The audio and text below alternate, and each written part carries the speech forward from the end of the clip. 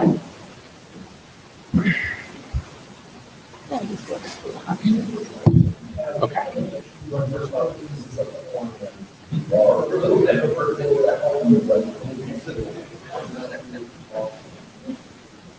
We'll get started in a couple minutes here. Just wait to make sure we've got everybody. CBOR, yes.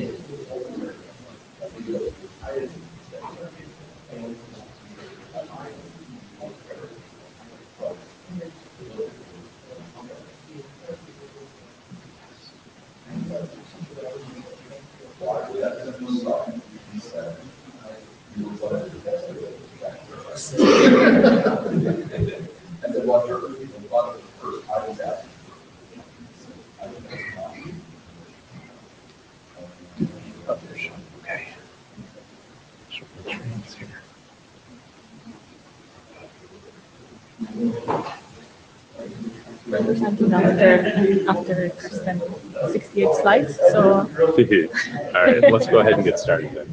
yeah. Okay, if we could come to order, please. If we could, we're gonna talk about CBOR now, which is why everybody's here and excited. So that this is the first meeting of the CBOR working group, and your chairs today, Joe Hildebrand, and this is Francesca Palambini. All right, and so we're just going to go through a little bit of current state and talk about some of the business that we've got on our table, and then we'll have some time for discussion at the end. So let's go ahead to the next slide. This is the note well. Hopefully by this point in the week, you will have seen this several times. The most important thing is that you have responsibilities with respect to your intellectual property rights for anything that you say here or anything that you contribute to the conversation. So please make sure that you have read these and discuss them with your lawyer if you need to. Next slide. I can't see the slide now. All right, okay. Yep, so we're recording everything too here, which is nice for us to be able to recover what happened. All right, let's go ahead. All right, so here is what, I'm gonna stand up so I can see this.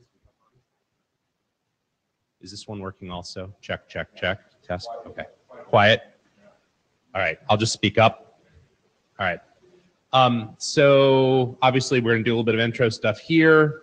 We'll talk about the status of the current CBOR RFC and the things that we would like to do in this version of that. Karsten will talk about those.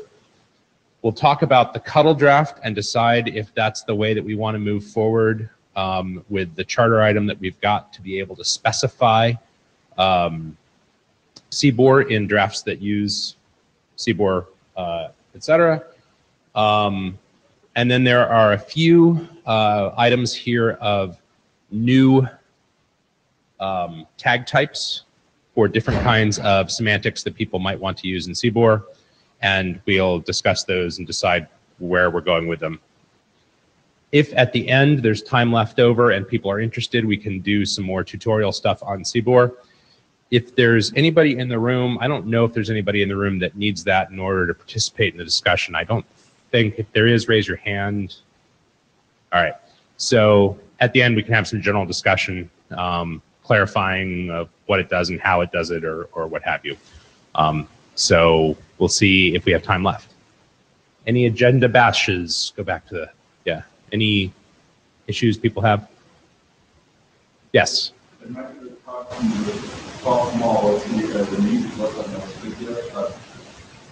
Between the two of you, it will have been discussed. All right. Let's go ahead then. All right, so we've got a GitHub org. Here's the URL for it. There's going to be one repository for each draft that is accepted as a working group work item. and the editors will have commit privileges. We'll talk over time about precisely what our policies are with respect to pull requests and how complicated they can be without review and that sort of thing. But let's start relatively lightweight and see how far that gets us. If you've got anything that's just a typo, feel free to just sort of send a pull request on that. If it's anything more interesting or substantive or affects the semantics in any way, please make sure that we've discussed that on the list. Questions? All right, let's move forward. All right.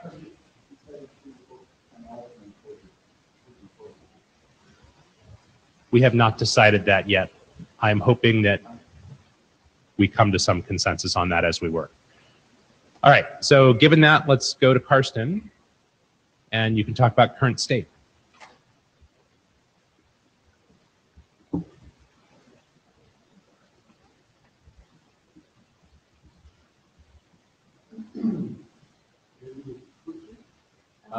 That's full screen as well.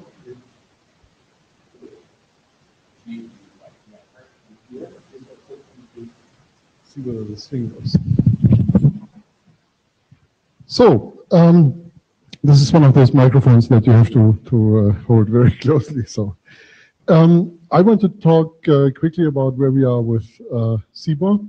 Some of these slides have been used in the CBOR Lightning tutorial that I held at IETF 94. You can dig them out somewhere in the maze of links that the edu team leaves behind, or you can find them on my home directory somewhere. So go through the slides for this meeting and click on this link, and then you can find the full slides.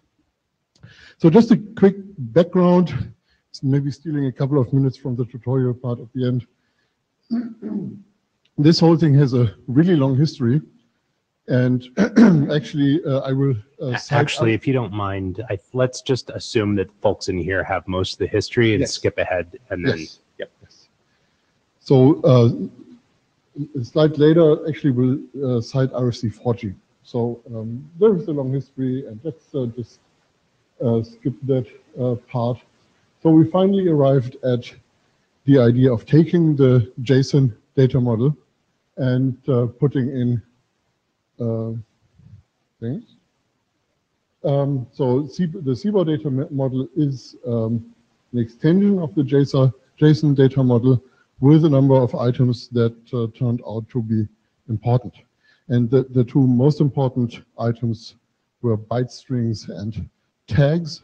Byte strings, so we can send binary data as binary, and tags, so we have an extension point. JSON doesn't have an extension point, CBOR does. And there are a few other smaller things where CBOR has a little bit more flexibility than JSON. So I'm going to keep this very short. Yeah, so the point was filling in this hole and avoiding some not so great binary protocols that are out there. And the whole thing is optimized for small code size and compact data size. So the result is called concise binary object representation. When you speak the name, think about a CBOR. Yeah, and that fills the corner in the corner model. So we went to the trouble and actually documented in the RFC what our specific design goals were. Because, of course, when you change your design goals, you get a very different binary representation. And the design goals were kind of a given. We didn't really discuss them in the process. But, of course, we did discuss the result of that. So about 3.5 years ago, we got the RFC in a process that was officially for the IETF AD sponsored. In reality, we had a lot of feedback on the apps area working group mailing list, on the apps discuss mailing list. So it felt a lot like a working group process, but yeah, it wasn't officially one. So that has been little bit of a sore point for some people who are using this now.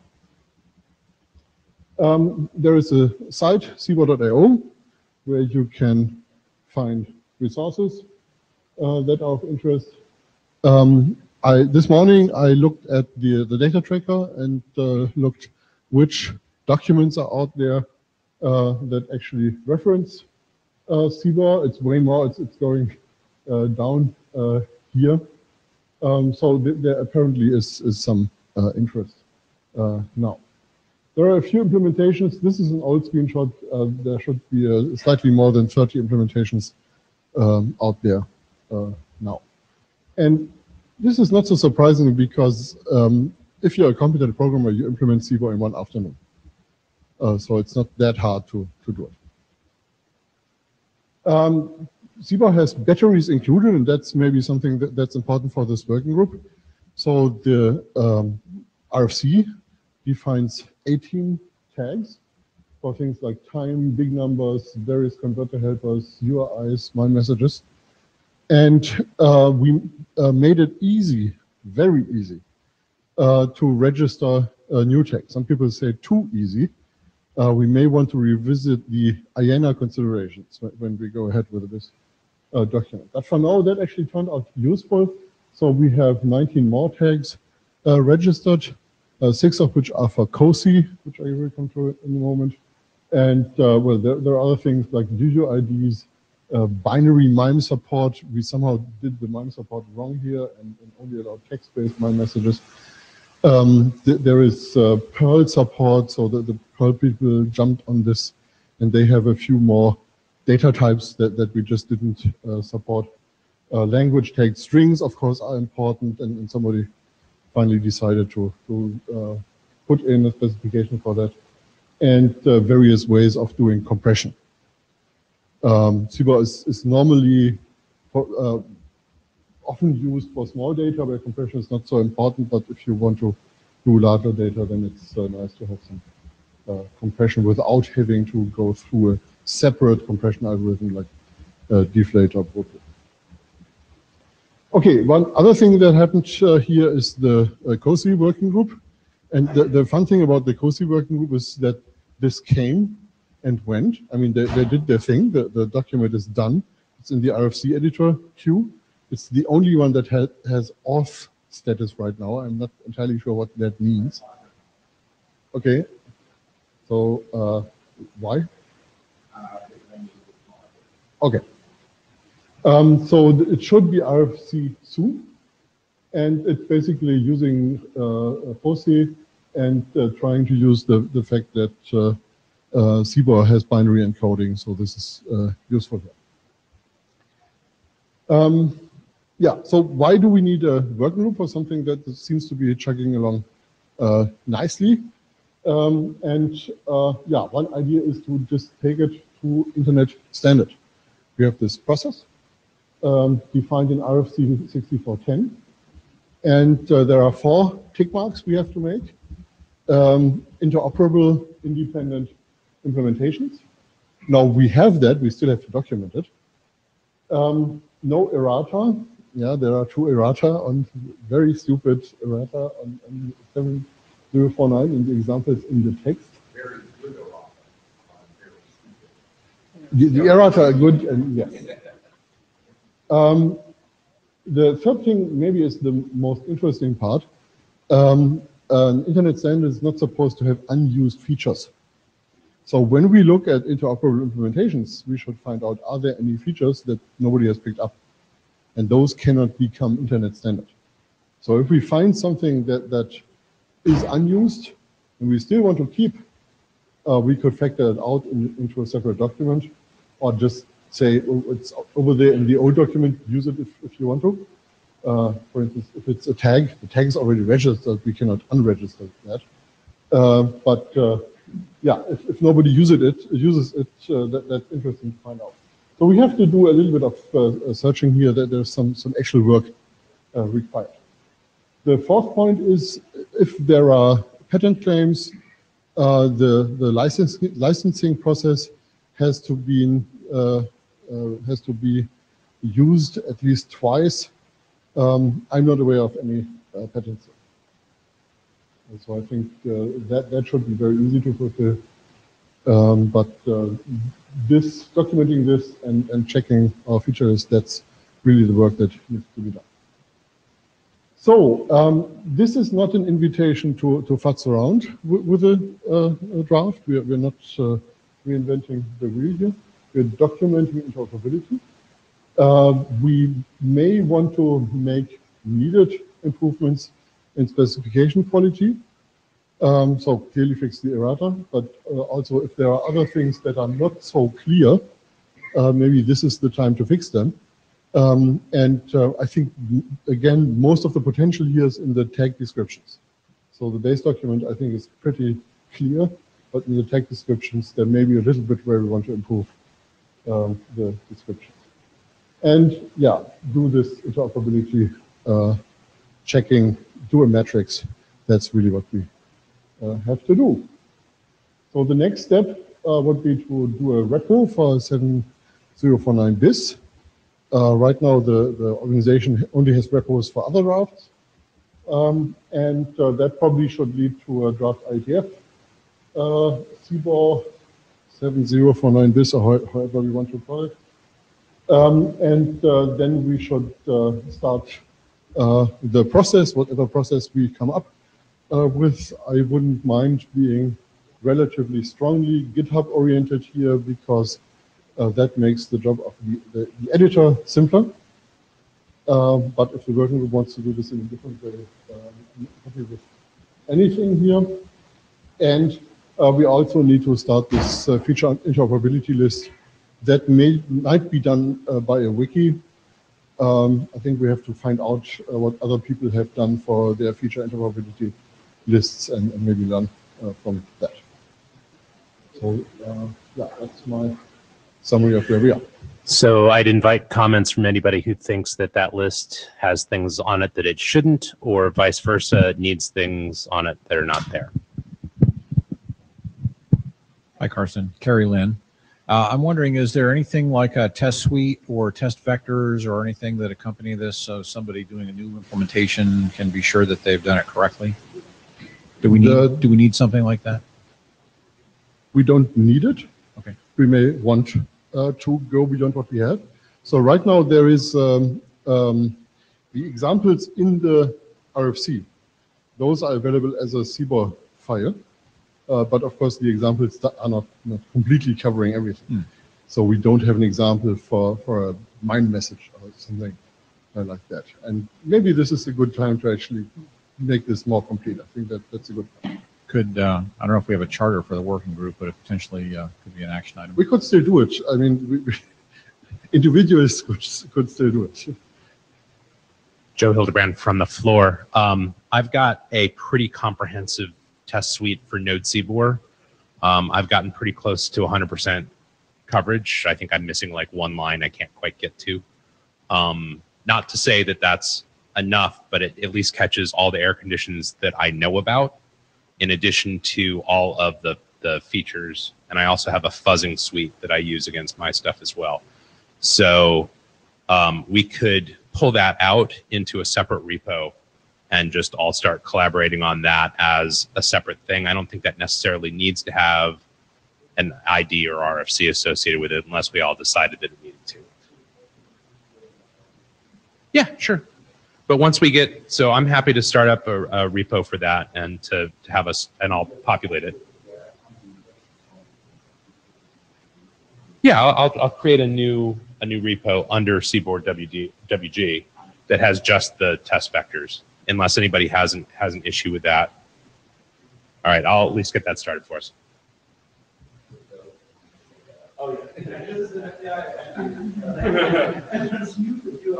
Yeah. Thank you. Brian Carpenter, and question from ignorance, I think. When a new tag is defined, does that need to go into 7049 bis, or do you have a separate mechanism for formally defining new tags? We have an IANA registry. We have an INR registry. Okay, specification required. Good. Thanks. There I'm are- sorry. I'm sorry. I should have known that, but I didn't. There are various considerations for various parts of the range. So the really good tags, the 1-byte ones, those require IETF review or something, approximately IETF Yeah. review. The next is specification required, so the 2-byte ones are specification required. So there is a designated expert who's standing here, and then the rest is first come, first served. Okay, no, that's fine. And the other thing, I've got the blue sheet if anybody needs it. Otherwise, you can have it back. So on that topic of what the policy is for the different ranges of tag numbers, if you've got another issue, if we could finish this one off first. All right. So if anybody has opinions about whether that should stay the policy, that's something that I think we could change while going to standard without it being a semantic change or an interoperability change. That's a policy change that we could decide to make.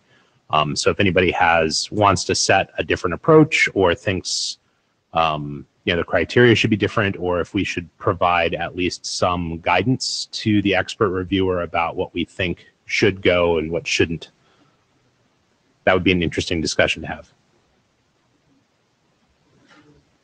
Well, I do have an opinion on that. Should I do that? Yeah, go ahead. Yeah, so as I said, I think it was a good idea to keep this very open for the first 3 years because it was a good way to engage the implementers. We may want to dial back that a little bit because we are starting to consume the 2-byte range. So just having specification required on the 2-byte range may be a little bit too liberal. We may just update the expert review considerations. That's one way to handle this. Or we may upgrade this to a different 5226 class.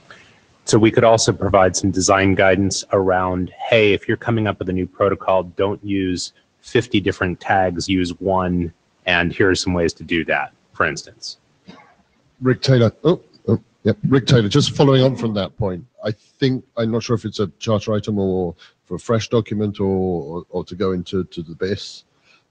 I know in the DTN working group, we have recently adopted CBOR, but we've taken our existing protocols that have been handcrafted wire formats and tried to translate them with guys who aren't that experienced with CBOR, so they've started from cold. And a little bit of implementation guidelines, a little bit of guidance of you don't need to roll all your own tags for your own little fields. Actually, it's a slightly different way of thinking about it. We made some mistakes. Carsten was brilliant, got on the list, really helped us sort it out. But we can't just rely on Carsten. It would be nice to distill Carsten into a document.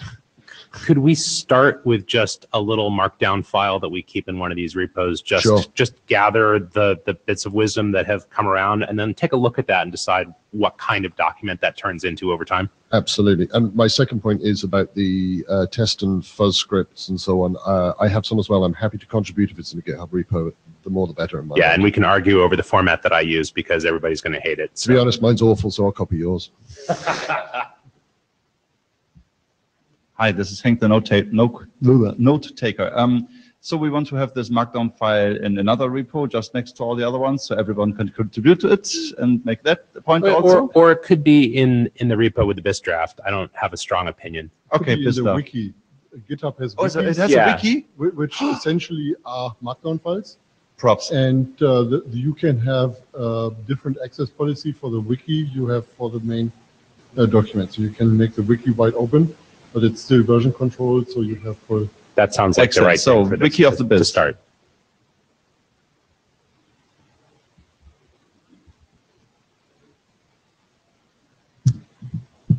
Ira McDonald from the Jabber Room. I'm opposed to the first come, first served range. I suggest that specification should be required, be the minimum required process.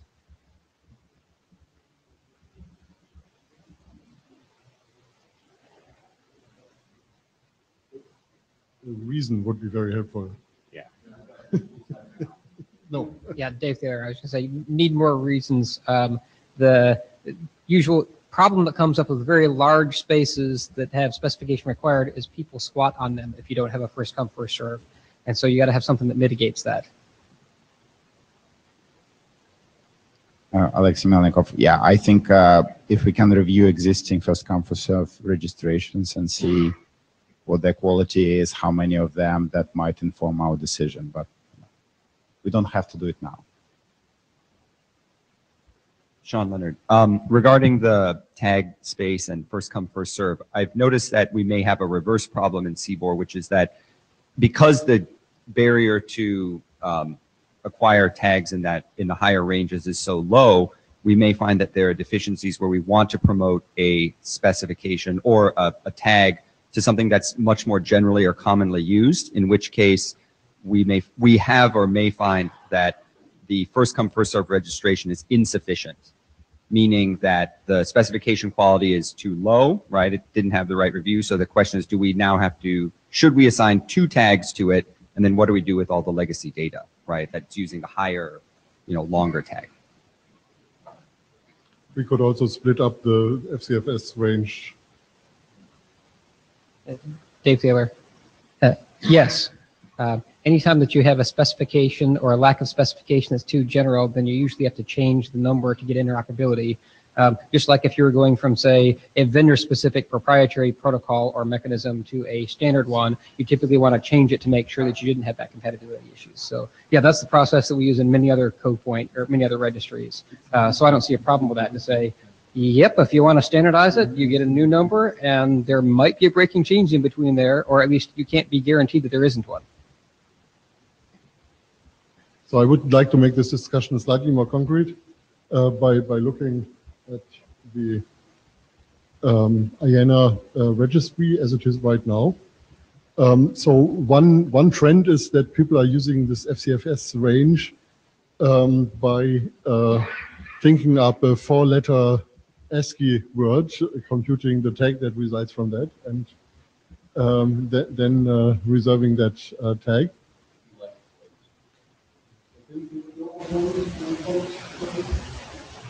Oh, sorry. So this is the on-byte part here. This is the part where you need to the ISG to get the number. So this is all from the RFC, and COSI is the only other RFC that has dipped into that. Then the next round from 24 to 255, that would be the specification required one. And here we see, for instance, the tags that the Perl people have got. Somebody needs a rational number, so that they wrote up a spec for them. And actually the designated expert process can be used to make sure that that spec is useful. So I did provide some pushback on some of the registrations and asked for the specification to be more precise or fix something in there. So that's that range. Can you scroll up a little bit more? So 38, for instance, is this language tag string. There we had a pretty extensive discussion because people outside the IETF are often not aware of what language tags really are. But I think if we ever move this up to a document that is not just somewhere on a GitHub repository, then we probably would write more text about that as well. Dave Taylor, you made me realize a comment on things that the working group should discuss, whether or not there's any actual action items, I don't know. And talking about these, there's a question in the industry, I think, at large about which ones of these are representable in JSON, because you have some places that do JSON to CBOR conversion back and forth. In OCF, for example, they do have things in data models that are in fact language tag strings. Okay, but since the way that they specify it is they say, here's how it is done in JSON, which doesn't appear on the wire, but the language of the specification is in JSON using JSON schema, patterns and the keywords in JSON schema and so on. And so therefore, when you translate from JSON to CBOR, they only use the subset of CBOR that you get when translating from JSON. And so what that means is their language tag strings aren't using the language tag string thing. Okay? What they're using is whatever the resulting thing is when you have like two strings in JSON, you convert it to this. I forget exactly how it maps, but the point is, yes, it's either not known or it's not used purely because there's not a JSON way, even though they don't use JSON, which is kind of an interesting artifact. And so I don't know if there's something for the working group to do other than be aware of this, and maybe there's something we can do to improve that. So think about that. So if I may quickly answer that, I think we could document some more that you are not required or expected to use a tag that has been defined. So this is just something that can be used by an implementer that really wants to handle something at the decoder layer instead of handling it at the application layer. James Woodya, Google. So these 1 octet, the low-numbered tag numbers are a precious resource. And my experience in 6low is that when you have numbers like this that are a very precious resource, even when you are talking about standards action as the only thing that can get at them, there's going to be quite a lot of demand for that. And in 6low, when that demand started to be really serious on the dispatch code space, and we had to come up with extensions, the proposal that eventually won there was the one that you see now in the, I guess it's an RFC now, it's the paging dispatch thing, where there is a switch that allows you to switch out the page that corresponds to these tags. And I'd like to know if we might anticipate the similar kind of thing happening here. So I think we're in pretty good shape on that because the extension space goes into 8-byte integers.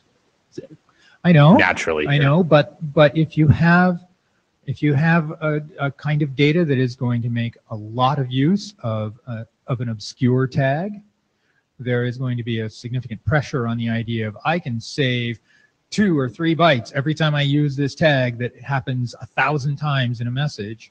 That's starting to be significant. And I'll bet you that there's going to be demand for something that causes a parsing switch for those small, short tag numbers. And I'd like to open the discussion about that now. Michael Richardson, so what you're saying is that it would be undesirable for them to allocate, say, 256 2-byte tags in a sequence because that would require them to repeat the first byte all the time. And they would want to have a code switch to say, extended, whatever, Woodyard page, and then they get to define their own. That's what you're concerned about, is that's going to be the pressure.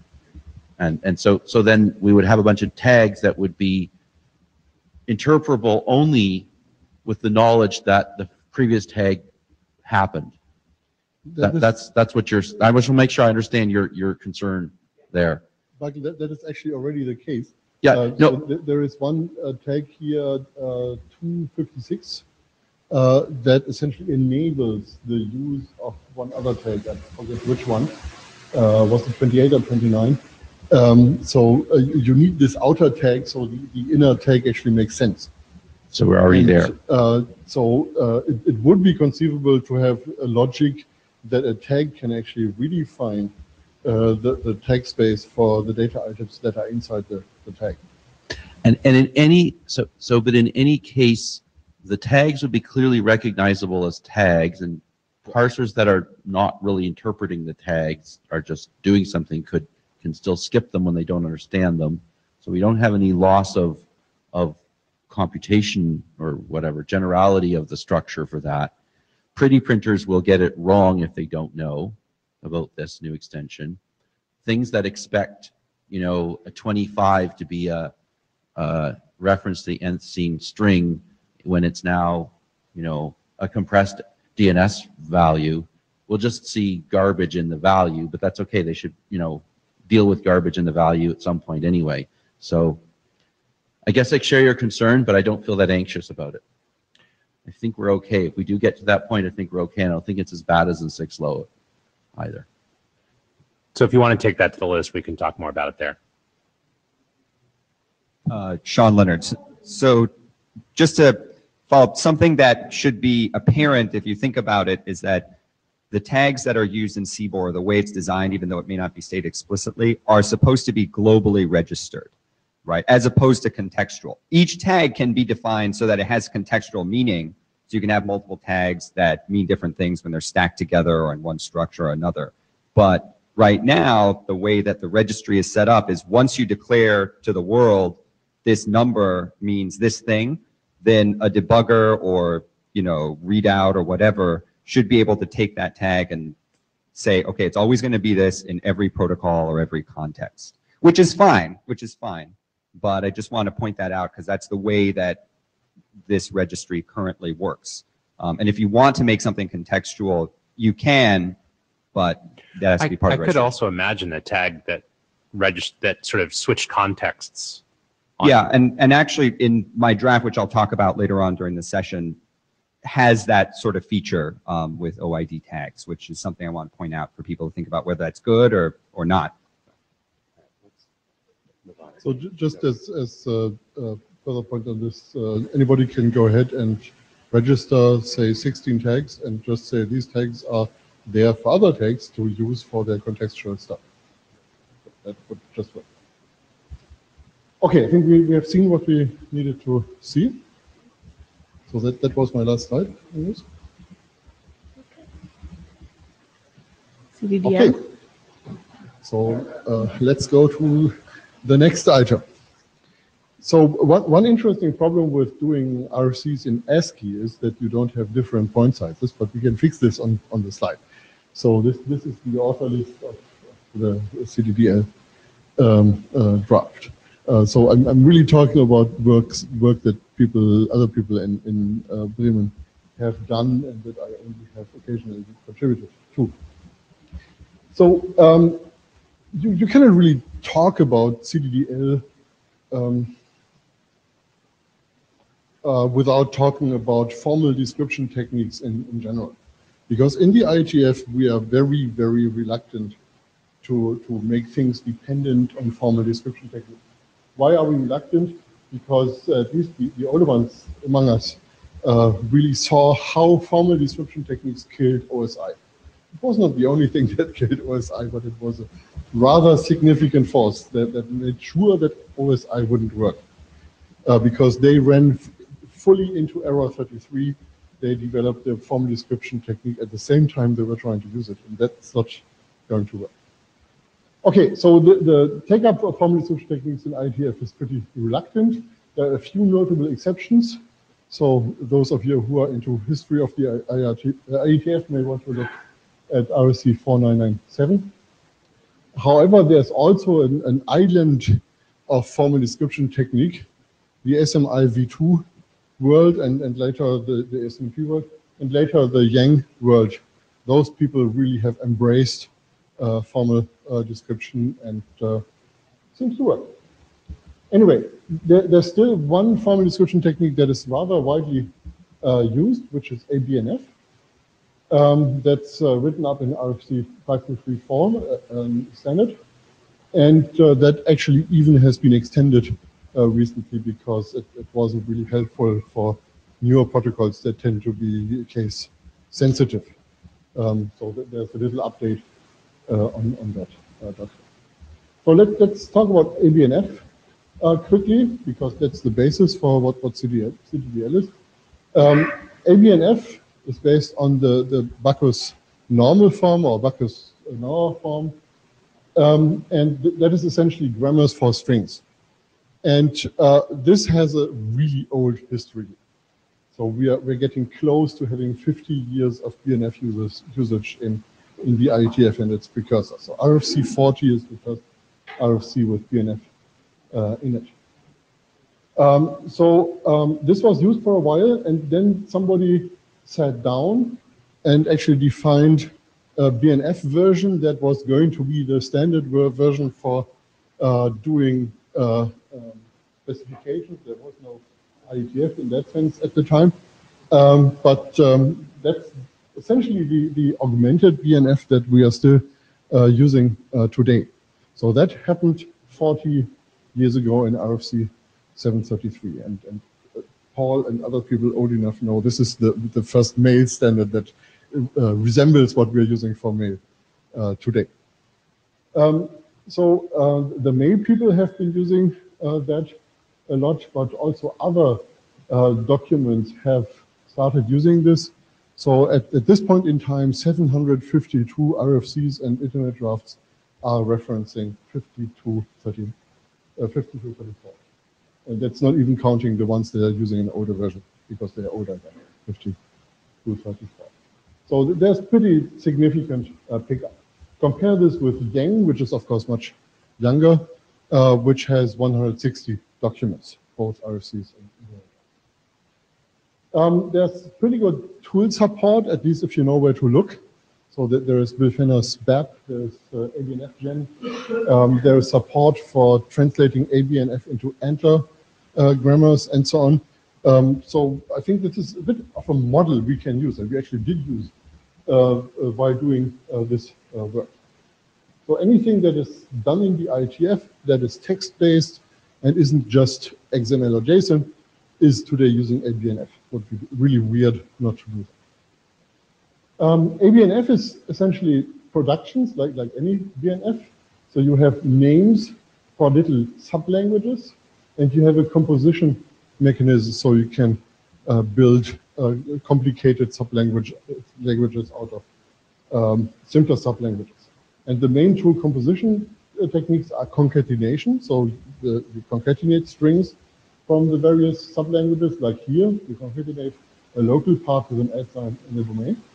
Or choice, which is a slash in ABNF, because at the time not all computers had a vertical bar, so they used a slash.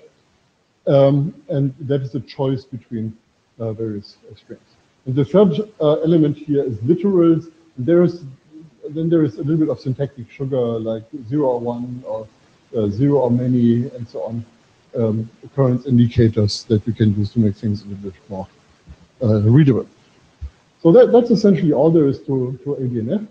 And the idea is to use exactly the same basic mechanism in building data items, but data items are trees and not strings. So some changes needed here. And so first of all, you need literals for the primitive types, not just strings, but also other primitive types that the data model has. And you need constructors for the containers. So we have constructors for arrays and maps. We also have a slightly weird constructor for tags. Yeah, so it's all there. And these constructors have been inspired by RelaxNG. So if you know XML, you know that there is something called XML schema. And the people who really know XML know that they don't want to use XML schema, but RelaxNG. Okay, so in CDDL, rule names are types. So you can say something like Boolean is false or true. A label might be a text string or an integer. And an integer, by the way, is an unsigned integer or negative integer. This rule is part of the prelude, which is loaded with any CDDL spec. So you have those names available. So types are just sets of potential values. That's all that there is to them. And yeah, even literals are types. So the number 1 is a type, has exactly one value in it, the number 1. And then you can compose these, for instance, by saying participants are either a 1 or a 2 or a 3. There's some more syntactic sugar here that I'm not going to talk about. And of course, all the data types that are important in CBOR can be written out. Okay, now the other thing we need to do is we need to build up those containers. We have arrays and maps in CBOR. Arrays contain sequences of entries, and maps contain sets of entries. That's one interesting observation. And the other interesting observation is that these entries are usually specified, usefully specified as types when you have arrays, or as pairs of keys and value types when you have maps. Remember that a type can be a single value. So for instance, for a key where you want to have a single value, that also would be a type in CDDL. So what we have done is actually we have unified this into the concept of a group, which has a sequence and also has these labels, these keys for each value, but the sequence is ignored within maps, and the labels are ignored within arrays. So this is an example of how the group mechanism works. So this is the technical content of RFC 7071 on one slide. A reputation object is a map that can have two map keys, application and reputants. Application is a text string, and reputants is an array of 0 or more reputants. And the reputant is a map with all this stuff in here. Some of it is optional, and here's a little bit of a catch-all. So this says there can be any number of mappings between a text, which is the label, and any is another data type.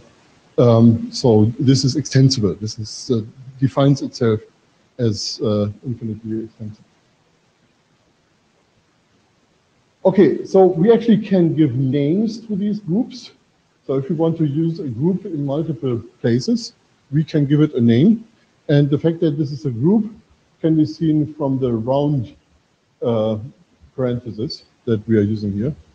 The one thing that irks me most about CDDL is that we are using round parentheses, brackets, and braces to distinguish three really important concepts. So you need to look at the specs in a large font. And in a small font, you are not getting it because you are confusing parentheses and braces. Okay, so named groups allow the reuse of parts of a map or an array, and they essentially replace the feature of inheritance that other languages of this kind have. So if you want something like a base type, you put that into a group, and then you can inherit from this base by just using the name of the group in the map or array constructor. Okay, the little tutorial ends here already. This is another example. This is not the most recent spec. Brian will see that. But it's another example of what we're doing in the protocol specification. So we have this type message, and the type message is progressively constructed using /equal. That's something, again, that we stole from ADNF. So this means whatever was allowed as a message now gets another type choice, which is this array here. And the array has one element that is exactly the number 1, 2, 3. Uppercase and lowercase is the same thing in CDL. It's case sensitive, but there is no special meaning to uppercase. This is just a C language convention to write constants in uppercase.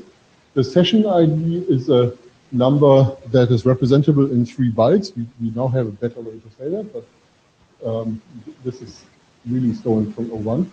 And then there are 0 more options, and options, again, are built out of various type choices, and this is the waiting time option, which is awaiting and awaiting time in milliseconds. Now this is pretty interesting here because there is a comment here. The red thing is a comment. We don't have a way in CDDL to talk about semantics. This is all structure. We are only doing structural interoperability. We are not doing semantic interoperability. That's certainly something you can discuss about, but this is what CDL is today. Okay, that's referenced by page, not quite as full as the one of CBOR, but there's one interesting thing I just noticed a couple of days ago. There's actually the first RFC out that already uses CDDL. Informative, of course, because CDDL isn't done. But I think that shows that we have to be a little bit careful in not breaking. There are other SDOs using CDDL. W3C has a few drafts out. Cannot talk about and cannot talk about also have documents that use CDDL. We are getting feedback from them, so we know that they're using it. Yeah, the usual closed house standardization Hi, this is Hank from the title slide. Maybe it's interesting to indicate what is represented, which encoding with this CDL used. Which encoding? Yeah. What the CDL is actually producing in some of these cases. Well, in some cases it's JSON, in other cases it's CBOR. And actually the first RFC 8007 or so that I just had on the previous page, that is actually describing JSON data in CBOR. Because the JSON data model is a subset of that of CBOR, it would be very strange if that wouldn't work. So there are things like features in wireless radios, aggregation of metadata, and so on. So I'm giving away a little bit who these organizations might be. Yeah, if you look at the length of the underscores, you probably can find it out. So this is going on, and we probably don't want to disturb their ongoing activities. So when we try to move this from a draft to RFC, I think the first rule is we don't want to break it. I'm pretty sure the second observation is this draft requires some editorial improvements. As you can see from the draft name, the original author of the original document has changed jobs and is not working on IETF things anymore. And this document went through a number of pretty heavy changes. So we want to work on the editorial quality of that document. But while we are doing that, we still have the ability to actually add features to the language. And we probably don't want to turn this into a schema language or something like that. It should stay structural interoperability language, a data definition language. Yeah, anything that is in this overall tree grammar envelope probably is something that's worth looking at. And of course, the inverse is also important. There are a lot of things in there. Is there anything that we want to get rid of because nobody uses it?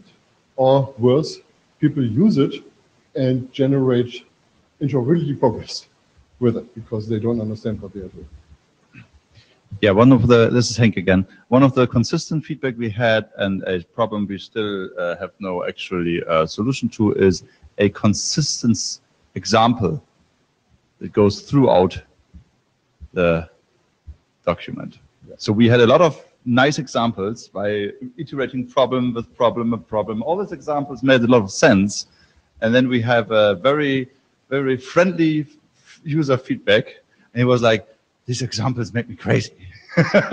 Please make them consistent. So if anyone has an idea or some use case in the back of his head that could be used as an example, we're also always welcoming for input. But at some point, we will have to make our own if there's none. Okay, so let's quickly run through a number of things that have been suggested by people, just to prime your mind. So one thing that's a bit unwieldy right now is CDDL can't compute. It can arrange things in a tree nicely, but you cannot do something like, I have a base value, 400, and A is base plus 1 and B is base plus 2. Yeah, do you need that? I don't know, let's talk about it.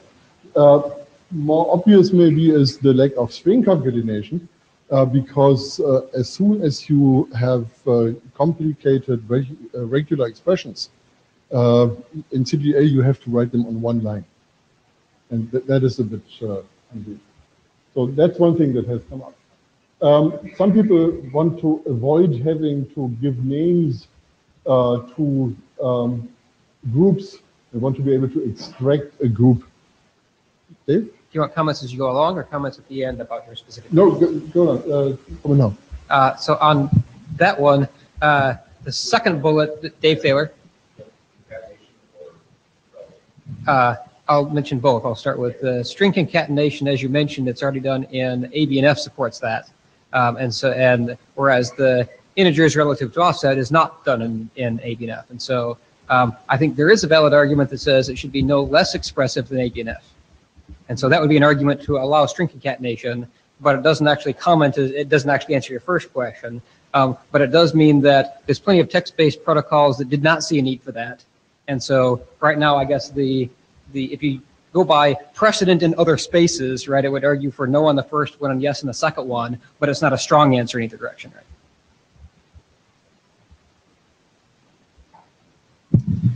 Matthew Miller, I would argue that as a general principle, we should try to go things that present the least surprise. And programming-wise, this might make some sense, but from a documentation standpoint, computed literals can actually generally will often confuse people. So I think, like in this particular case, I think it's probably not a good idea. And I think in general, we should try to think about, somebody looking, going through their document, maybe have scanned CUDL briefly just so that they can read the document they actually have to care about to understand things. And I think it would be good for us to take that kind of stance when we're looking at where to take CUDL. Hi, Sean Leonard. So I raised some of these issues, I think, earlier on the list that actually I think that the principle of least surprise should mean reusing syntax from other commonly used languages where possible, rather than computing literals. In the case of string concatenation and interpolation for regexes, there actually is syntax already for regular expressions in a number of languages, most notably JavaScript and Perl, which treat regular expressions as starting with slashes rather than strings. So maybe that example may not be the best, because rather than treating a regular expression in CUDL as a string, it should be treated as an atomic sequence of symbols, basically, and have the exact same rules as it does in JavaScript or Perl.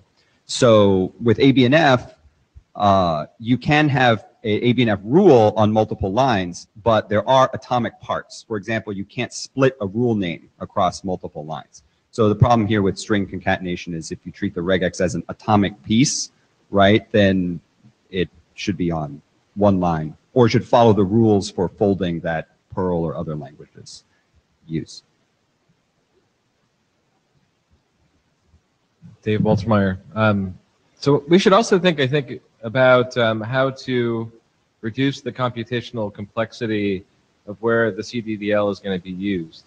And so doing things like computed literals are a nice syntactic trick to help the author, deal with like incrementation, but it's going to be a cost that we'll have to pay every single time we load a CDDL, to use it to validate some content or something like that. And I think we should do things. We should have syntax that makes sense, but we need to weigh the trade-off versus what the performance cost is going to be. And this seems to me like something that might be the wrong kind of optimization. We might want to force the author to flatten it instead of supporting computing literals. So Dave Taylor again. So Sean maybe realized an important distinction on the string concatenation point that I hadn't realized before he got up, which I think is actually a key distinction. In ABNF, when it's used for text protocols, you can use ABNF for two different purposes. Okay? You can use it for composing protocol constructs, some of those protocol constructs might actually be literal strings, but the protocol itself is one great big long literal string. And you can use it for composing literal strings that might be in a particular protocol slot. Okay? In other words, you can compose regex patterns for specific strings in a larger context. And so those are two different things. And my comment about ABNF kind of convoluted that, and Sean was pointing out the difference, or at least made me realize the difference. And so the other point of comparison besides ABNF would be JSON schema, meaning json-schema.org, which has been through the IETF, kicked out of the IETF, decided to be done outside the context of the IETF, and various SDOs reference it because the IETF didn't take it. And I mentioned that one rule of thumb might be it should be no less expressive than ABNF. You could take the same tack that says, well, maybe we should look at being no less expressive than JSON schema because of the issues I mentioned before, as people that specify stuff in JSON but use CBOR on the wire. And so it's an interesting data point that, to my knowledge, in JSON schema, within a protocol slot, It supports string concatenation stuff because it uses regex patterns in the markup, but it does not support integers relative to an offset. And so my same conclusion that I came up for the first time still holds, but for a different reason. Hannes, a coworker of mine did this JSON schema work, and we also entertained the discussion in the IETF, and ultimately it got rejected. And one of the reasons was, remembered correctly, was that specifically with JSON, the argument was, oh, we don't want to have the same sort of mess as with XML and RelaxNG, where you run into all these problems. Like, it sounds like a cool idea to describe protocol elements in that way, but then it's typically a mess, and it's often out of sync with the text in the document and so on. And so now we are essentially doing a JSON schema plus CBOR schema, kind of, and are these previously sort of stated arguments gone away, or did we learn something since that time, or what is your thought on that? Matt can answer that better than I can. Well, okay, so Matthew Miller again. So at least as far as JSON schema and JSON content rules, and I forget the other 5 that tried to show up here. The general thing is, at least my general impression, having chaired that working group and this, is the rejection of those was more or less one could say an overreaction to XML schema. XML schema went well beyond just defining what XML ought to do, and it went into, here is, thou shalt validate according to this, and that went too far for most people, but it was the only thing really for a good long time until RelaxNG came along for people to deal with this. Now, when we're putting this together, I think it would be, I mean, so for Cuddle, I think Carson and some of the other authors have been conscious of this, but let's make sure we're sticking to that what we're trying to do here is describe how the data is done. We're not going to try to go so far as to say thou shalt or thou shalt not for your results. And because I think that's what's ended up causing the rejection of all the other ones for JSON. So let's try not to do that here. Joe Hildebrand from the floor. Let me, I've been thinking about a way of saying what Matt just said. Obviously, he and I have probably talked about this at least once. That what we're not doing here specifically is we're not creating a validation language.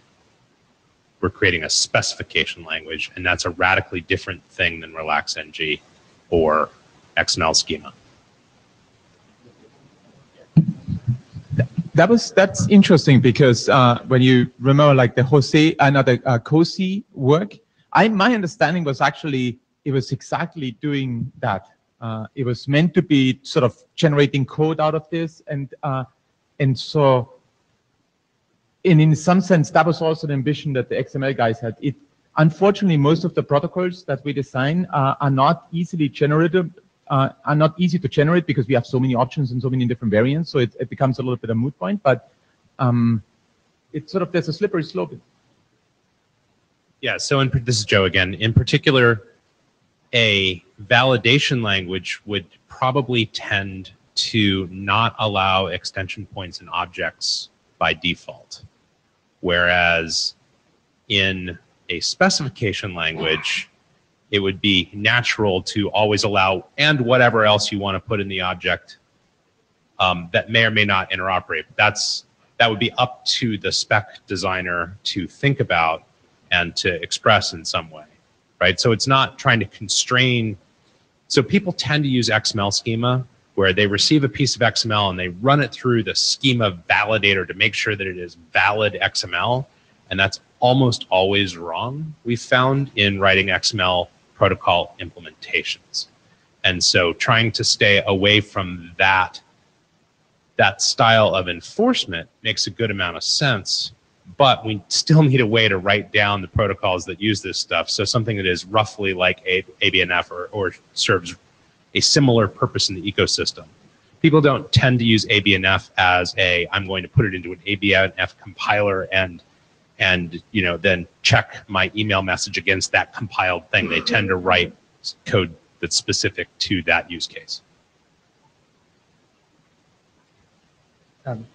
Dave Taylor, got online before Joe came up, and so I'm not responding to that because I'm not sure I understood all of it. But I think that the JSON schema discussion is technically outside the scope of this, although even if I think that JSON schema should be in the IETF, because otherwise it's going to be done anyway, just it would be done outside the IETF. I don't think that's the job of this working group. The reason I brought it up is to say, if we want CDDL to be usable for the things that we want it to be usable for, we have to look at what people are using instead right now in the lack of CDDL, right? And so people use ABNF, people use JSON schema, and if it isn't as expressive as those, then people won't use CDDL, right? That was my main point, right? And there is a relation, right? I'm saying there are other parts of the problem I would like to address too, but what this working group could do, I'm saying it should be as input to say, in answering these, my usual rule of thumb in answering any of your questions, not just this slide, is to say, okay, do we have evidence that one of the languages that people are using today for this purpose of expressing CBOR or some similar purpose? So I just wanted to clarify, while you're still there, I have a clarifying question, Dave. Would that include features that those languages have that we don't have evidence that anybody's ever used? No. Thank you. I'm arguing because I'm familiar with, say, the Microsoft document series, which heavily uses ABNF. I'm familiar with the OCF document series, which does not really use ABNF, although maybe they should, but it does heavily use JSON schema and so on. And so I'm familiar with a couple of other non-RFC ones besides the RFCs that Carsten mentioned and ones going on in the IETF. And so among them, I'm saying if CBOR is the common language across the wire, which it is, right, then people are using different languages to express how to, some the different formal description languages or whatever the acronym is. People use different ones right now that's not CDDL. And if we want this one to be successful, we should make sure we meet everything that they're using today, but not necessarily the things that they're not using, to Joe's point. So Matthew Miller again. So, and this kind of goes back to, I think, everything that I think everybody has been saying so far on this overall concept lately is, but so especially for JSON today in the IETF, what ends up happening for describing it is people end up trying to write a bunch of text to describe it, because when they go to ABNF, they can't get expressive enough.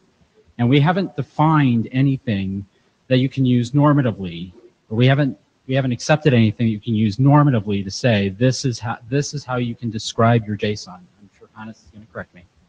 But that's been a real problem for all these attempts, these documents in the all these internet drafts that are heavily using JSON, and it would be really great if we don't run into that same problem here.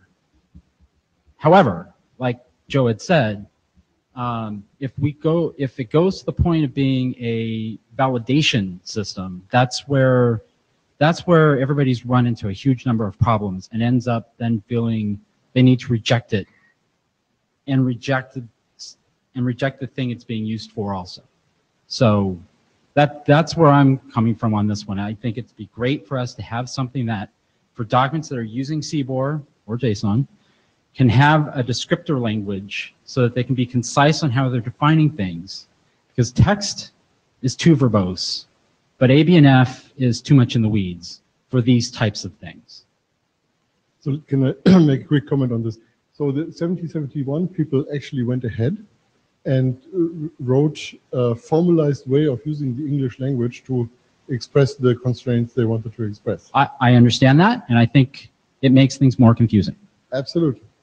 So when I read 1771 and tried to understand it, the first thing I did was translate this English into this, so I, as a computer science-minded person, can understand what's in the draft. So, right. So I'm just thinking, I think we're all in venomous agreement that we want to do something better than text, better than descriptive text, but not so far as validation. Yeah, and we're going to cut the lines on this topic. Much of us are. After Michael. I might be out of sequence now. This is Hank again, out of sequence between agreement and disagreement. So, because I want to highlight a specific thing that Carsten shows with this slide. This is, I can read this. I can understand this, and I had tens of sessions where protocols, some protocols were defined where the question at the end of the session was, and when can we see this in specification format? And I was like, I'm just sending the update. So I wrote alteration to the protocol while session. And everybody was expecting like a delay of weeks to get a document or draft update that represents the results, the agreements and consensus of the session. And I was literally live updating CDDL. So this is the purpose, one purpose, and this is basically what Matthew just said. It's readable and as well as fast. Also, its one intent is to be communicated as a language between people, which we sometimes seem to forget to say all the time. It's a language between people. And if you can use it to validate something feasibly at the end without having that intent to be beyond going construction specification, that's a good thing, but that's not our focus. Yeah? I don't see a lot of thresholds to getting to validation. Problem there is you have bad error codes. It's like, no, it's not working somehow. But at least you get something out of it. It can be used that way, but it's not our focus. Our focus is increasing interaction between humans and machines and improving those. And validation is not our focus here. It is a valuable side effect that is achievable, but it is not steering the decision. Hannes, I like what Henk said, and it may be useful to capture that in the document, sort of the intent of this, because from just going back to my experience with XML schema, the issue was or at least there was an unwritten assumption that you have to add an XML schema when you wrote something about XML, and it was meant to be sort of the communication with the implementer. So that there was this assumption that the implementers would generate the code out of this, which of course was plain wrong. The implementers really cared about examples in reality, and they didn't care about the formal description, which they didn't understood, and often the formal description actually guided the way how authors actually wrote the document, because on the way what constructs they were familiar with, which was even worse. So the specification went in a way that was just constrained by your ability to write this stuff. So if you can manage to add that to the document, I think this would be very powerful. And sorry, just to interrupt, we did cut the mic lines after Michael. Sorry. If it's important. I know. Michael Richardson. It's good I have the last word, I guess. So I don't know if we should have addition or math. I don't know if we should have string concatenation. I would be upset if the regexes were to change format, I guess.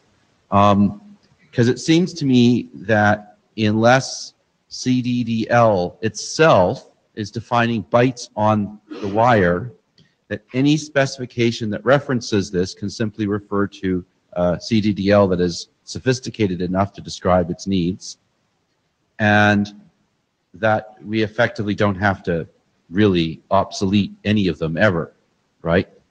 So, so this isn't like a feature like if we don't put this in the protocol, it won't get implemented and shipped.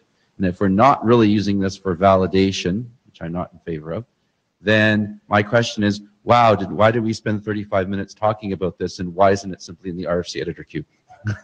because we want to reference this already, and all right, so we'll get to that point. We'll get to that point in just a minute. So that's my comment. I think we can do these as revs, and we can do them whenever we like, whenever someone needs. Yep. All right. So let's. I have a couple of questions to ask the group. If you want, unless there's anything else you need to say. Well, there are 6 more of these slides. I think we probably have the gist. All right. Well, then let's go ahead and keep going then. But let's pick up the pace because we're running out of time. Time box that. Yep. Yeah, I think I talked about this unpack operator briefly. Representation constraints is something that came up. Can I write in the CDDL spec that something is supposed to be definite length or indefinite length encoded? I'm not so sure that this is a good thing, because CDDL is at the data model level and not at the representation level, but sure, it would be possible to annotate CDDL with that. Yeah, that's maybe a research project, but the tool could have better error messages, and it sometimes would help if the specification writer would help the tool creating better error messages. Modules, that's the one thing that comes up sometimes. Do you need a way to stitch CDDL specs together in such a way with export and import specifications? I don't think so either, but people are asking for that. And the final thing I really want to do in the document is, just as we have a yin to yang, I would like to have a JSON interchange format for CDDL specs. So the tool writers don't have to write a parser for CDDL. They can take the JSON form and do their pretty printing, reasoning, transforming, whatever from this JSON form. But just as almost nobody writes yin, I don't expect people ever write this form, but it's just an interchange format between tools. Before we bog down on any particular ones of these changes, I'm going to have some sort of process things that I want to talk about. So if you've got clarifying questions, this would be good. And other than that, it'll probably be overcome by events in just about a moment. So, okay. Sean Leonard, just wanted to talk a little bit about the constraints, because I think constraints are an important and powerful feature of CDDL. But one of the things in the draft, I believe, is that there are numeric constraints, so you can specify ranges of numbers.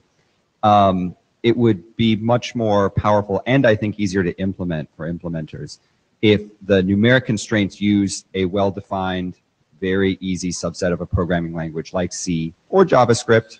So you can say, you know, this value is greater than 0. So let's not get into solutioneering just yet. Okay. But I think once we start talking about this doc, all those sorts of things are certainly possible. Okay. So clarifying questions in particular is what I'm interested in at this point. Dave Woltermeyer.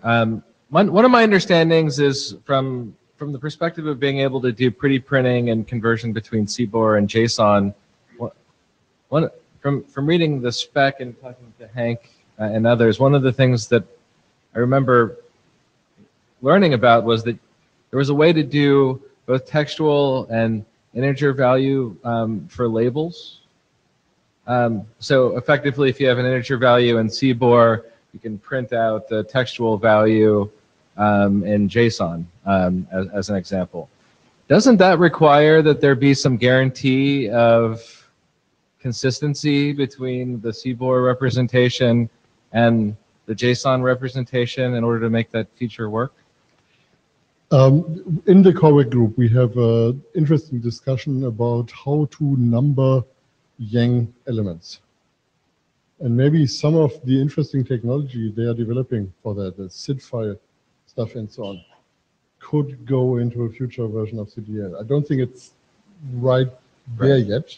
I mean, we've been saying that we don't want it to do enforcement, but that's a feature that needs some kind of Let's explore that as we go forward. Let's not lose that. So make sure you send something to the list, and we'll talk about that. Yeah, and thank you, Dave. I heard that very often. Yeah, excellent. So clarification. Carson was talking about cuts for a second and helping a engineer to understand what's wrong. And I just want to highlight that the gap, the jump from there to validation is ultimately tiny. Yeah. So let's. And so you see that the problem is somehow circular, and therefore we cannot exclude validation. Well, let's continue to noodle on exactly where the edge of this is. But I think that there has been some pretty good consensus around at least doing the specification part. And to do any more of the validation bits, we'd have to talk about it a little bit more and get people a little bit more comfortable with it. Does anybody disagree with that characterization at this point? All right. So I just want to ask a couple of questions of the working group to see where we're at. If there's any other things that people want to bring up before we start asking questions about this doc, now would be a good time to do that.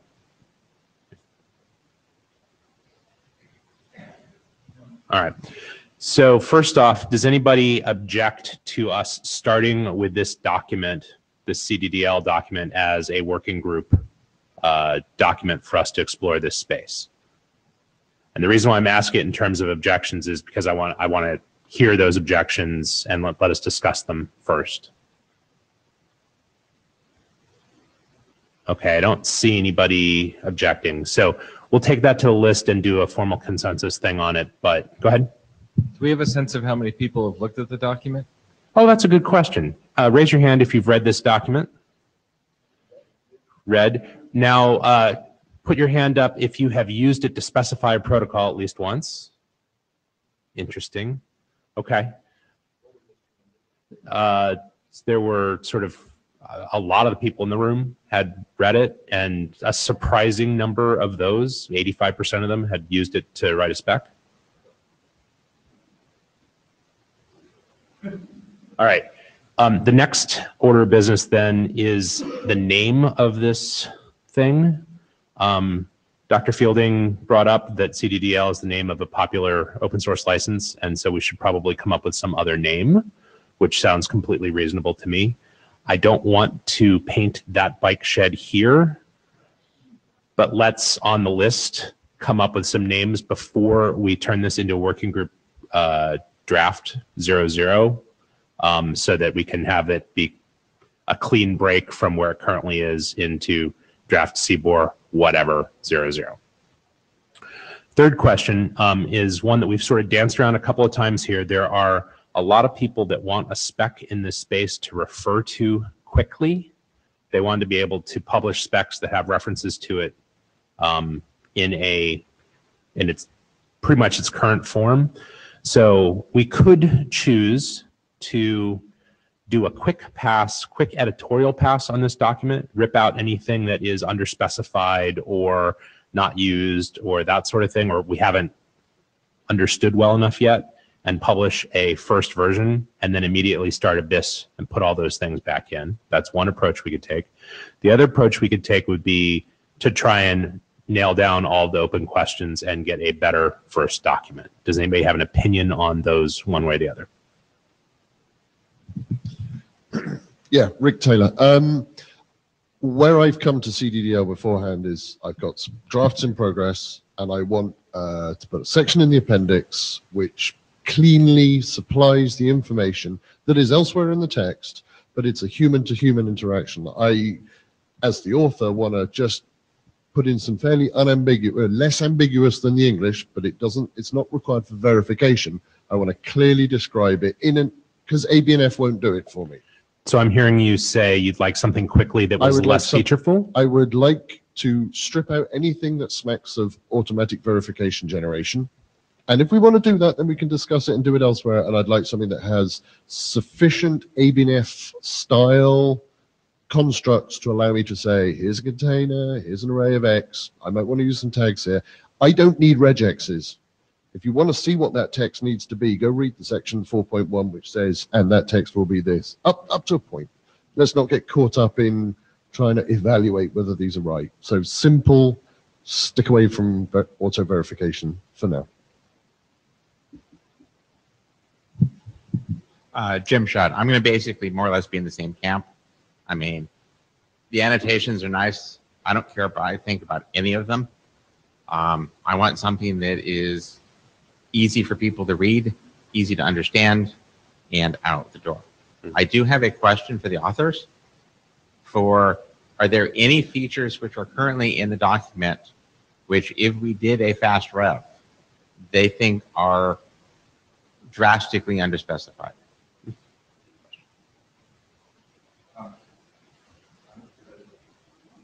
Good. A notation not everybody cares about that took on quite quickly and is on a lot of the references is a within template-ish thing. Please look at that, rip it apart, make it stable. That's good. Regex can be just a huge line that doesn't ever fold. And we take care of how to make the RFC of that later through the listings. But yeah, the within stuff, I think, got on so quickly with so many people that we should at least look at that, at the very least. Good. Brian Carpenter, I just submitted version 11 of the Grass spec about a minute ago. It's the one we hope might even go to the IESG soon. By the time that gets to Auth 48, I want a normative reference to CDDL. So please take the short route if you can. And there's plenty of time to revise it afterwards. James Woodyant, Google. I have written a spec using this language, but it's not one that's a public spec. It's possibly never going to be published. So from my personal perspective, I don't particularly need this to be rushed to standard, though I understand there are others who do. I did find a few places in the language where it seemed like my spec was going to be a little weird because of the fact that the language didn't quite do what I wanted. Most of those had to do with the generic feature, the generic type syntax, which seems to me like it's maybe a little underspecified in the doc. And if that could get in the list of things that stay when it goes to a quick publication, that would be really good for me. If the authors want to look at the stuff that I've got in more detail, I'd be happy to talk with them offline. I would encourage you to send a mail to the mailing list and point out these things. Yeah. I think I found the same thing when I was using it, so I think that will probably get several people who agree with you there. So the generic stuff is in an appendix right now that has the title nursery.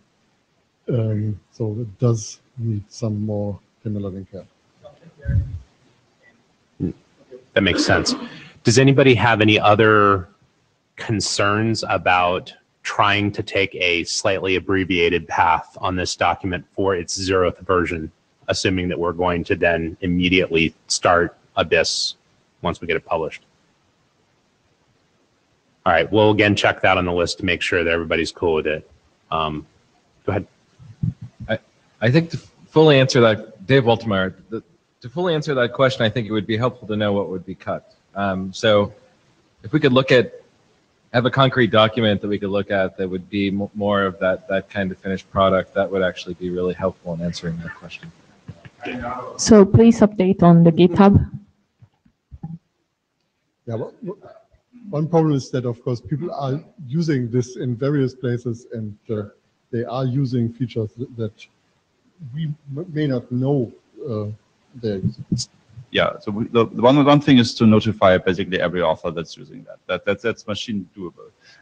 It might be bland and brute force, but that's one way to solve it. Also, we can create, of course, a branch or something on GitHub that addresses this. But when we change the name to be a working group document, that would be an opportune time to be aggressive about removing features. I'm seeing a couple of nodding heads anyway. It's going to be painful no matter what we do, so. Hannes, when the work on the COSI specification was done and it used it, CDDL, I said there's this dependency, and I was told that's not a problem. And now people are suddenly in a super rush when it comes to doing some work in a working group where people are supposed to make some decisions, and it sounds almost like rubber stamping to me, like why then ask people on making any decisions if you just say, oh, we can't disrupt the other people who are already using it. I don't know. I'm just saying maybe there is no need to change anything, but it's like if someone would come to the IETF and has an implementation and says, I have this work already, so you can't change anything, just accept it. People would be upset. Essentially, that's the same here. Yeah, I think the working group will have change control. Let me rephrase that. The working group will have change control once we've accepted it as a working group draft. So part of what the working group will have to work through is what the consequences for backward compatibility are as we make changes and whether we're willing to take those or not. And that's a conversation that we have pretty frequently here at the IETF. Rick Taylor again.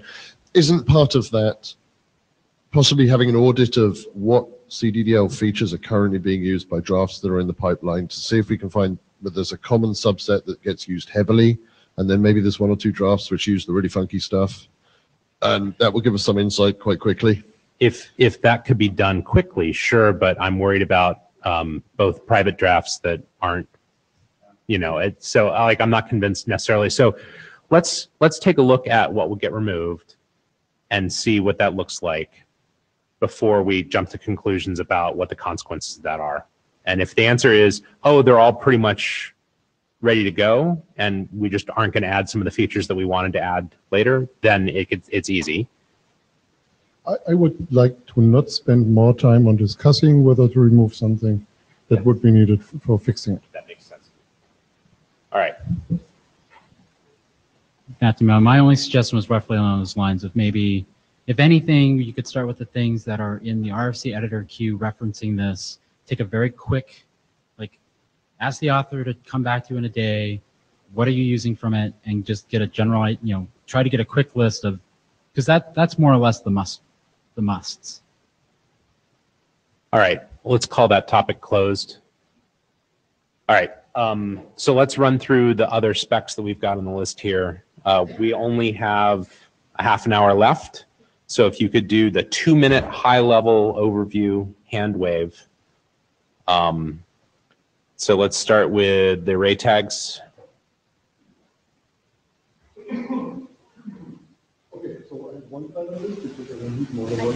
One slide on this because I don't need more than one slide.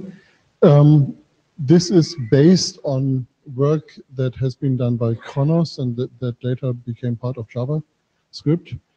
They have a number of ways to describe homogeneous arrays at the API level, but that's also used in protocols that interchange these after that. So essentially, this is a table of things that can be in a homogeneous array. And the radical thing here maybe is that this is supposed to support both LSB and MSB first, which is different from what CBOR normally does, which is doing everything MSB first. But this is motivated by requests that came from people who have these homogeneous arrays, and they are not small. I mean, they're not big, but they are not small either, and they would like avoiding to recode them. So this consumes 24 tags in 1 byte space, and there's also 2 more tags for other homogeneous arrays to identify them as homogeneous, and a tag to build a multi-dimensional array out of linear array. So I'm up here. This is Joe Hildebrand from the floor. I'm up here to make the same face that Matt just made, which I could tell from standing behind him even. Reserving this many tags, particularly in the 1 byte space, seems massively aggressive, particularly because one of the reasons why you use these sorts of things is to encode large arrays of numbers, and so saving a byte here or there makes no sense at all to me. So I think this is a good thing to encode and to have a mechanism to be able to send it back and forth interoperably. The particular design that you've got here, we could argue back and forth over. We could talk about different ways to encode it. So I like the basic idea. The particular design, not my favorite. Rick Taylor, follow-on question. Your smallest integer, these are integers. I have a problem which I've actually spoken to you offline about. Representing flags. So most of the flags I represent, I say, oh, well, it's an unsigned integer, and then there's rules about which bit is which. Boolean arrays, packed represent a homogeneous array of bits. Does this fit within this model? Or does anyone else have a better answer to this problem? I haven't found anyone who actually would benefit from a tag for bit fields. Yeah. Because you usually don't process them this way. You keep them as byte strings. Keep them as byte strings. And so usually, pardon? Well, lots of people use flags. Yes. Yeah. But taking taking this apart at the decoder level, which is kind of what having this as a tag implies, that's not usually the thing we do. This is Joe from the floor. Support for that. Joe Hildebrand from the floor again. This is something that you might add in a later version of CDDL. You might have a mechanism for specifying that, which would not need an encoder-decoder thing. It's already in there. Even better. Good.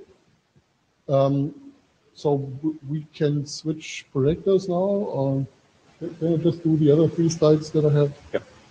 So this is unchartered work. We are not chartered to work on these, but this doesn't mean that we may not want to be aware. There is draft on time tags. And as you know, nobody knew that time could be so complicated. Okay, Americans usually understand this joke. Time, of course, is immensely complicated. And so the tags that are in the base CBOR document solve 85%. And the problem is that people are now running into those 15%. And so the resolution is limited. We only have POSIX time as a time scale. We cannot include intent information and other metadata. So what we decided to do, and haven't really been completing yet, is we wanted to define a kitchen sink and then throw away things from that later. But we first wanted to see what could people want to have in a time tag, and then reduce it to reasonable size. So there has been a little bit of critique on the mailing list. This is hideously complicated. Well, you usually use one or two of those options, but it's useful to have that. So this all got started when the Haskell people came in and said, we need picosecond time. How do we do this in C? Okay, so this is one thing. One other thing I want people to be aware of, this is work in the LPWAN working group. So the LPWAN working group is interested in compressing things, and the compression scheme they have come up with is called SCHIC, Static Context Header Compression.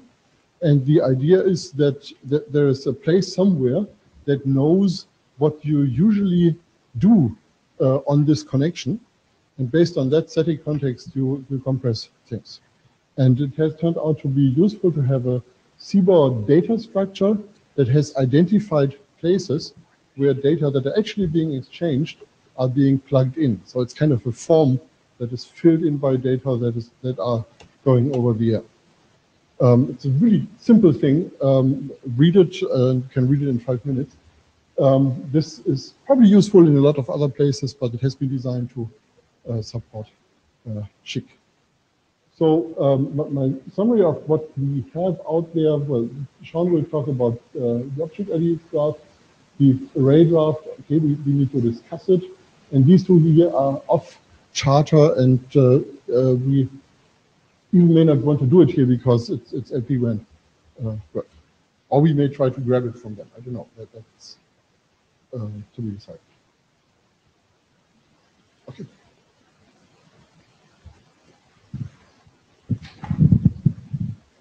Yep, so Sean?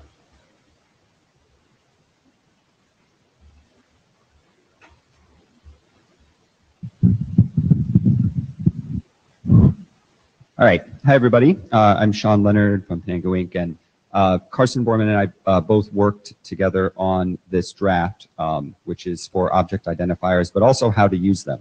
And as we continue working on the draft, the scope sort of expanded, and really there's an open discussion that should be had about, you know, whether the techniques and other things that are proposed in this should become part of CBOR practice. So next slide, please. So basically, when I was working on this, the original objectives were simply to add object identifiers to CBOR as an identifier format that can be used at, you know, inside the protocol and extensively, especially where it's modeling pre-existing data structures or protocols that want to be updated to use CBOR. But again, we also added guidance in here. I added some guidance on how to use them properly, or where we think it's appropriate to use object identifiers versus other kinds of identifiers like integers or whatever that have already seen quite extensive use in CBOR. And then while trying to adopt other protocols and update them for CBOR, such as ones that rely on MIME or other types of identifiers, the problem was raised of, okay, well, how do we then use these parts of CBOR effectively? All right, next one. So quickly, for those who don't know about object identifiers, they're used quite widely throughout the IETF and other places. They're a managed hierarchy based on primarily positive integers or strings. And the key thing that may be different about them compared to other identifiers that we've seen around here is that they're variable length, and which means that they can be very short. but they tend to be anywhere in the 5 to 10 octet range per identifier. And they're supposed to only have equality semantics, but in some protocols like MIB and SNMP and such, there is some structure that's implied with the way that OIDs are assigned. There are two widely adopted wire formats that I think folks in the room should be familiar with, the dotted decimal notation and the BER encoding. The BER encoding is self-delimiting, and it's very compact in that it has about the information entropy of 7 bits per octet. But there is a plain ASCII version that's used and seen quite widely throughout IETF protocols. And then there's some notations there as well. All right, next. So as I mentioned, OIDs have some advantages. They can be very short. They also are language neutral, which means that if we are committed to internationalization and don't just want to hard code, say, ASCII strings everywhere, then we can use numbers instead, but numbers of variable length. There are already hundreds of thousands that are already minted that have well-defined meanings. And it used to be very difficult, I guess maybe 20 years ago, to find out what an OID actually meant. But now there are resources online, such as the OID-info or OID repository database, that make it really easy to look up. So with appropriate tool support, you can hover over or click on an OID and find out exactly what it means in a particular protocol. But there are also some disadvantages, in fairness. Next slide, please. First of all, it used to be hard to get an ARC, particularly a shorter one. Nowadays, it is possible with just a little bit of effort to get ones in the 3 or 4 octet range. It also used to take up a lot of space on the wire, and CBOR is really concerned with compacting, how much space on the wire is being used to get a really short one. But about 10 or 15 years ago, relative OIDs were invented so that the base can be implied in many cases. It has been historically associated with ASN1, which people don't like, but it's used in many places other than ASN1 and can be conceptually separated from that. And other people may say, well, it's not native to CBOR, but it's not for every job, right? For simple closed enumerations, such as when you're developing a protocol that has 5 or 6 options and you know that those are the options and they're not going to be any others, then you probably shouldn't use OIDs. But when you want a more open, extensible mechanism where arbitrary parties can mint their own OID for private purposes or in a different SDO, or do something experimentally, OIDs can be very effective. So next please. All right, so the draft's been kicking around for about 1.5 years or so. The main kind of action here is that we'd like to figure out what tags to use. I've proposed tags 6 and 7, which of course are in the standards range, so they're very low. The expectation that at least I have is that if you're going to use OIDs, you're going to use them and see them as identifiers throughout significant parts of the protocol, which justifies using up that short tag space. The document also provides diagnostic notation so that diagnostic viewers of CBOR can show it in a user-friendly way, and then also provides guidance on when to use OIDs versus other types, like UUIDs, for example. Then the document starts to go into kind of broader applications of, how was I, and then how should CBOR as a practice start tackling other constructs, right, with CBOR. So the first one was, one of the use cases that I wanted to enable was using identifiers, particularly open and extensible identifiers, as keys to maps, so that you can have an arbitrary map of attribute types to attribute values. And then to have sets of, say, capabilities or attributes that are asserted, where the presence of the identifier or the OID means that the client or the server supports a capability, and if not, then it's omitted. So OID arrays and maps are discussed, including the possibility of factoring out the tag 6 or tag 7, so it's at the head of an array or the front of an array or an object, and then it applies to all of the elements in the array, thus saving n bytes or 2n bytes or whatever. So for large sets, it may make a difference on the wire. And then the draft goes into a couple other areas, namely sets and multisets in CBOR. So one of the implementation or one of the protocol issues that I was tackling was how do I provide on the wire an arbitrary unordered set of attributes that are asserted from one side to the other side. CBOR does not have an unordered set type. In contrast, some other protocol or format languages like ASN1 do have sets, but do not have maps. So I propose a technique, or we propose a technique in the draft to simulate sets essentially as a map of key items where the values of those key items are all integer 1. And conveniently, that means that if you have a multi-set where you want to say that you have, say, a basket of fruits, 6 bananas, 4 apples, and whatever else, you can just increment the integer and therefore save a lot of space on the wire. I wanted to present this as a technique for protocol designers to consider because that sort of technique might be something that we would want to model in CUDL, or other description languages that are meant to describe CBOR. And then, as I said, OIDs can be used to tag perhaps complex or articulated sets of data, like attribute values or algorithm data or whatever it is, in a way that is orthogonal to the flat namespace of CBOR tags. So if you want to use some sort of tagging mechanism to tag CBOR items in CBOR that are not CBOR, for example, certificates, MIME entities, HTML content, logs, whatever, the document discusses how we might do that. And the canonical example here that it deals with is the binary MIME problem, which Carson referred to earlier in his slides, because MIME as a tagging mechanism or internet media type is very straightforward. There's a header, which is just content type, the media type, 2 curlifs, and then what's supposed to be binary data. So, that's something that we as a working group have to discuss. Is that the right way to do it? If you want to include arbitrary, perhaps large content, just put it in a binary string and tag it as MIME, or what? Should we have a different kind of tagging mechanism? Yeah. Great. I think that, next slide, please.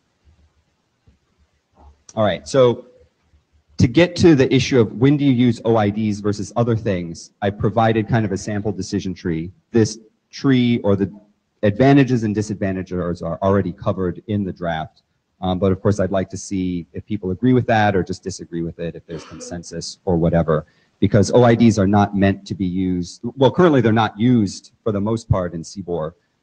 It seems that in certain protocols like COSI, integers are used as keys.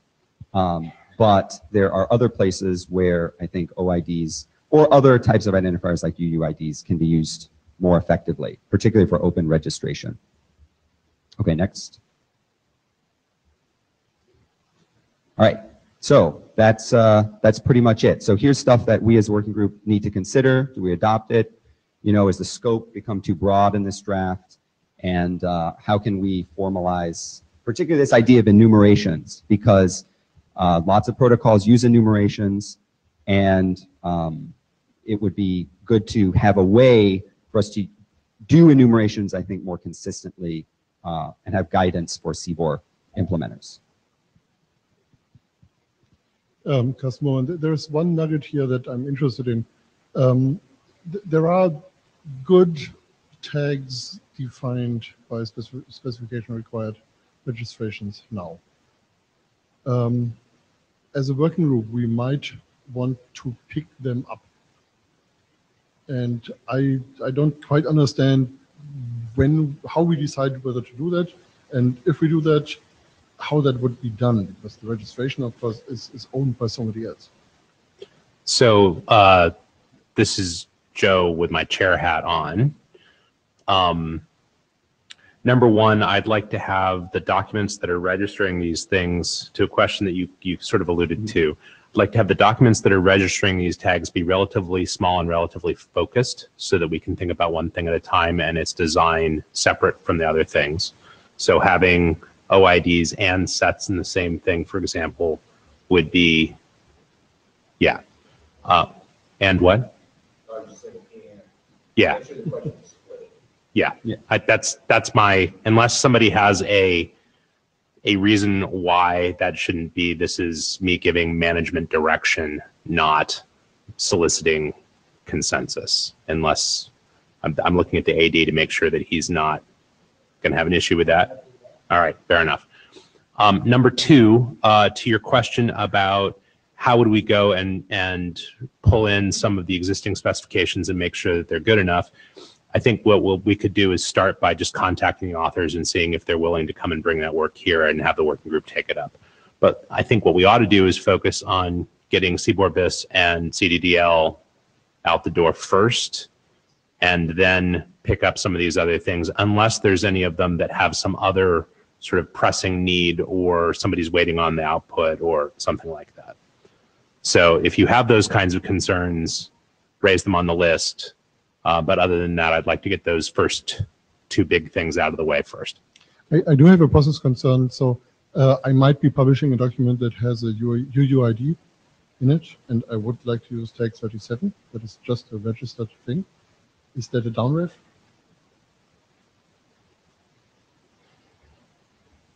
Let's discuss that on the list and come to a conclusion together on it.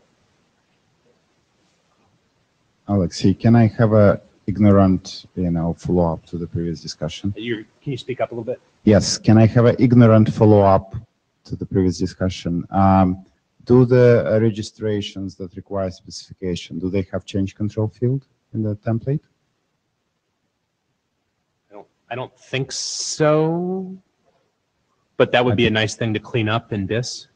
Yeah, that exactly. So if I'm pointing my action item finger at Hank. That was, let's review the IANA templates and make sure that they've got a change control field. Then if somebody registers, in the lower tag in the lower range, and we really want to recycle the specification, well, we should ask the author anyway to participate, but if they're not responsive, we can just take over and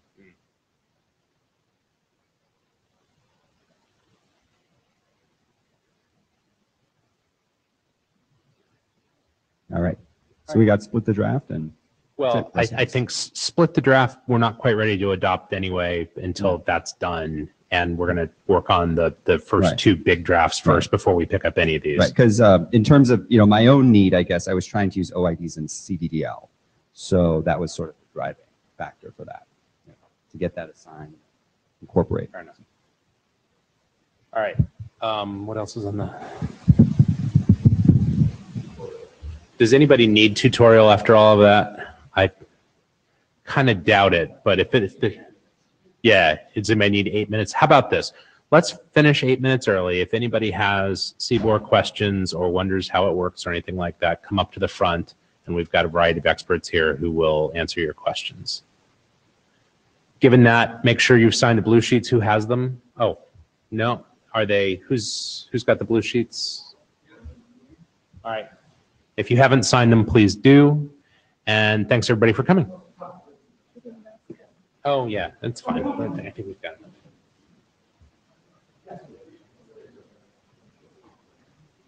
To be clear, you're absolutely right, but yeah, it's okay. I think we're okay. It's okay.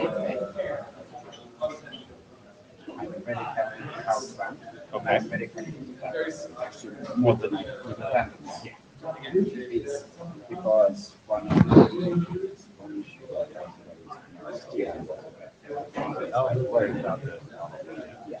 And the answer is there were